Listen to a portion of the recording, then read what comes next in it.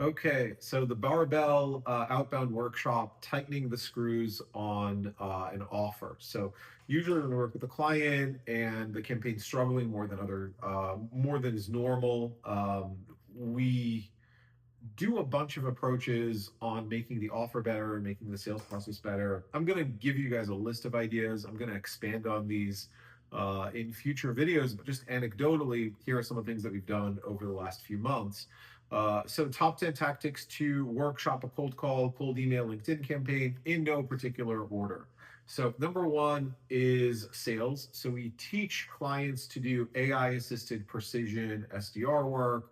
I have docs on this, but the short version is you want to create detailed summaries of your company and their company, and then cross-reference your offer with relevant data points, recent funding, staff turnover, new software, etc., to create two potential win-wins that you pitch in relevant personal outbound messaging. So even bad offers get a lot of leads, which you actually wouldn't expect.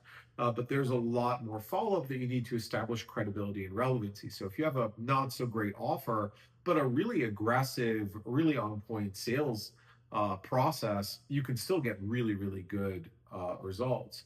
And then number two is having a clear value prop that's articulated in 20 seconds. A lot of companies actually have very, very, very good value props, but they're not good at conveying them in very short periods of time. And time is the big difference in outbound. You just don't have people aren't going to give you, they'll give you the time of day, but usually if they don't hear something that really clicks in like 20, 30 seconds, you lose the prospect.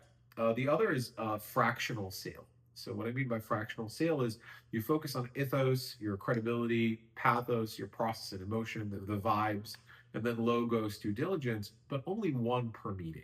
A lot of times when clients try to get a bunch of sales at once, you don't really have the power to do that. That's kind of in the prospect's hands. There are prospects that are going to push you further and further down the sales process because they like what they hear so much, or because they've done their due diligence, they've done their research before they go on a call. However, you shouldn't build your sales process around that. You should build your sales process around people who get on a call and have no idea who you are, and being able to close those people consistently. Next process is two offers that meaningfully convert. Leaking revenue offers or predictive ROI offers, like you were either plugging a leak or you put $1 into this magic thing and you get $1.50 or $2 back. And that's how you want to structure outbound campaigns within reason. And then for more sophisticated markets with high barriers to entry, focus on credibility, specifically on claims that only you can make and why you deserve a seat at the table. This is very useful for healthcare industries like that. Some of our highest converting offers are credibility based.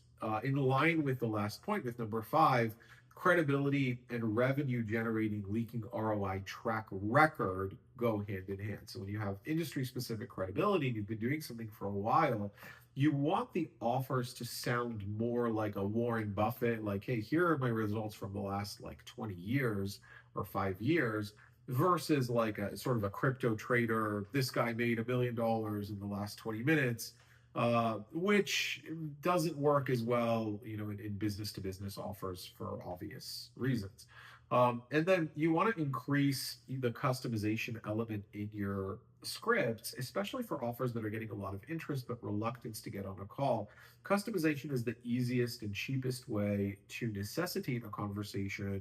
And also to build some credibility when you go back to number one, when you do like more of that precision SDR work. And then you want to clean up the script language and make it shorter. So a good script tends to be 90 seconds ish delivery, fifth grade reading level, industry specific, if you know, terminology. Then you want to audit phone calls carefully. Sometimes there is a vibe shift when one word is spoken. So let me give you an example of AI versus automation. AI gets more resistance in labor reliant fields like healthcare. Automation doesn't trigger resistance. So a lot of time just shifting one word to another or one phrase to another based on the sort of this prospect feedback will work really, really, really well. And the other thing is you can audit campaign metrics versus more successful campaigns. So in our agency, we consider every client that's generated more than $1 million in sales with us we can kind of trust those KPIs a little bit more. And we use that as a clue to see what to improve. Notice how content doesn't matter. Content is a little bit like a sales team. So when the offer and sales process is really dialed in, you can use it to increase at bats and conversions. But doing it before is often risky because you're not creating content based on product market messaging fit and conversations with paying clients that closed from outbound. You're creating content that you want to create, which is great. I do that too.